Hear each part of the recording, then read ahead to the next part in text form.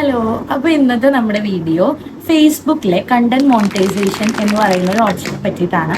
പലർക്കും അറിയാത്തൊരു കാര്യമാണ്. നമുക്ക് FB അക്കൗണ്ടിൽ നിന്ന് നമുക്ക് ഏണിങ്സ് യൂട്യൂബിലെ പോലെ തന്നെ നമുക്ക് ഏണിങ്സ് കിട്ടുമെന്നുള്ളൊരു കാര്യം. അപ്പം അതിനെ പറ്റിയിട്ട് ഒരു വീഡിയോ ചെയ്യാമെന്ന് വിചാരിച്ചു. എങ്ങനെയാണ് എനിക്ക് കണ്ടന്റ് മോണിറ്റൈസേഷൻ ഓൺ ആയത്, കണ്ടന്റ് മോണിറ്റൈസേഷൻ ഓൺ ആവാൻ നമുക്ക് എന്തൊക്കെ ചെയ്യണം, എന്തൊക്കെ ടിപ്സ് ആൻഡ് ട്രിക്സ് ആണ് അതിന് വേണ്ടിയിട്ടുള്ളത്, അതൊക്കെയാണ് കേട്ടോ നമ്മുടെ ഇന്നത്തെ വീഡിയോയിലുള്ളത്. പിന്നെ നമ്മൾ ചെയ്യേണ്ട കാര്യം കൺസിസ്റ്റൻസി എന്ന് പറയുന്നത് നമ്മുടെ ഫേസ്ബുക്ക് ഏറ്റവും ഇമ്പോർട്ടൻ്റ് ആയിട്ട് നോക്കുന്ന ഒരു കാര്യമാണ്. ഫേസ്ബുക്കിൽ നമുക്ക് മോണിറ്റൈസേഷൻ ഓപ്പൺ ആവാൻ വേണ്ടിയിട്ട് പ്രത്യേകിച്ച് ക്രൈറ്റീരിയ കാര്യങ്ങൾ യൂട്യൂബിലെ പോലെ ഇത്ര ഫോളോവേഴ്സ് അല്ലെങ്കിൽ ഇത്ര സബ്സ്ക്രൈബേഴ്സ് അങ്ങനെയൊന്നും ഒരു റൂളൊന്നും ഫേസ്ബുക്ക് വെച്ചിട്ടില്ല. അപ്പൊ അതുകൊണ്ട് തന്നെ എപ്പം മോണിറ്റൈസേഷൻ ഓൺ ആവും, എപ്പം നമുക്ക് ഓൺ ആവില്ല എന്നൊന്നും നമുക്കൊരു അക്കൗണ്ട് വെച്ചിട്ട് നമുക്ക് അനലൈസ് ചെയ്യാനൊന്നും പറ്റില്ല. ഫേസ്ബുക്ക് എപ്പോൾ വിചാരിക്കുന്നു അപ്പം നമുക്ക് കിട്ടും.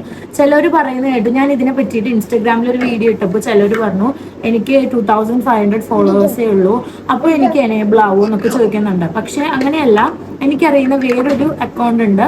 ആ അക്കൗണ്ടിൽ 2000 ഫോളോവേഴ്സ് ഉള്ളപ്പോഴാണ് അവർക്ക് കണ്ടന്റ് മോണിറ്റൈസേഷൻ കിട്ടുന്നത്.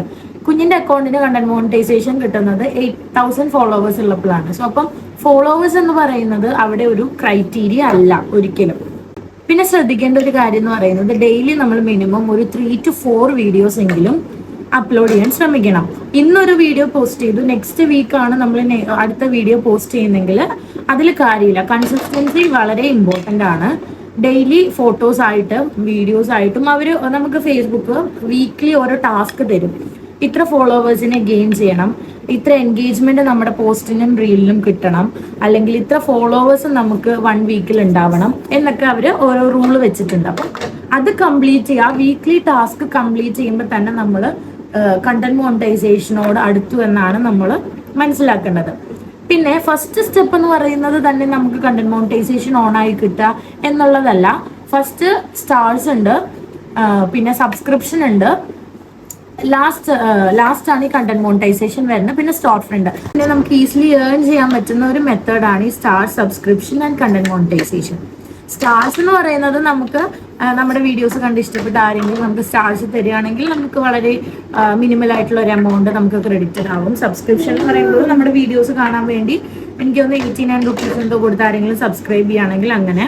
അല്ലാതെ നമ്മൾ പോസ്റ്റ് ചെയ്യുന്ന വീഡിയോയുടെ വ്യൂസിനും എൻഗേജ്മെന്റിനും അനുസരിച്ച് ആരെങ്കിലും നമുക്ക്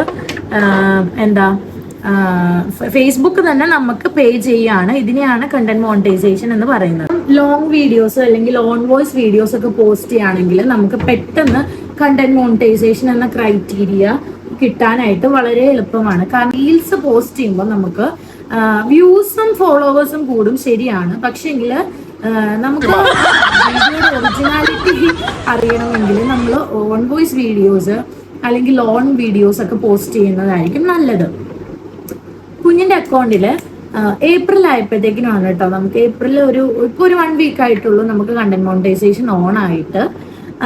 മാർച്ച് ആയപ്പോഴത്തേക്കിനും സബ്സ്ക്രിപ്ഷനും സ്റ്റാർസും കിട്ടിയിട്ടുണ്ടായിരുന്നു. അപ്പോൾ ഞാൻ നേരത്തെ പറഞ്ഞിട്ടുണ്ടായിരുന്നു നമ്മൾ ഫെബ്രുവരി ലാസ്റ്റ് തുടങ്ങിയ അക്കൗണ്ടാണ്. മാർച്ച് ആയപ്പോഴത്തേക്കിനും നമുക്ക് സ്റ്റാർസും സബ്സ്ക്രിപ്ഷനും എനേബിൾ ആയി. ഏപ്രിൽ മിഡിലൊക്കെ ആയപ്പോഴത്തേക്കിനും കണ്ടന്റ് മോണിറ്റൈസേഷൻ ഓൺ ആയി. ഇപ്പം പിന്നെ മിക്കവരും എൻ്റെ അടുത്ത് വന്ന് ചോദിച്ചിട്ടുണ്ട് എങ്ങനെയാണ് വീഡിയോസിന് ഇത്ര വ്യൂസ് കിട്ടുന്നത്, എങ്ങനെയാണ് എൻഗേജ്മെന്റ് കൂടുന്നത് എന്നൊക്കെ. നമ്മുടെ ഫോളോവേഴ്സ് ആക്റ്റീവ് ആയിട്ടിരിക്കുന്ന ആ ടൈമിൽ വേണം. അത് ഉടനെ നമുക്കൊരു അക്കൗണ്ട് തുടങ്ങി ഉടനെ തന്നെ നമുക്ക് അത് മനസ്സിലാവണമെന്നില്ല. ഒരു 1 വീക്ക് ഒക്കെ കഴിയുമ്പോഴത്തേക്കിനും നമുക്ക് ആ ഒരു നാക്ക് മനസ്സിലാവും, എപ്പോൾ വീഡിയോ ഇടുമ്പോഴാണ് റീച്ച് കയറുന്നേ. അപ്പൊ നമ്മുടെ ഫോളോവേഴ്സ് ആക്റ്റീവ് ആയിട്ടുള്ള ടൈമിൽ കൂടുതൽ വീഡിയോസും പോസ്റ്റ് ചെയ്യാൻ ശ്രമിക്കാം.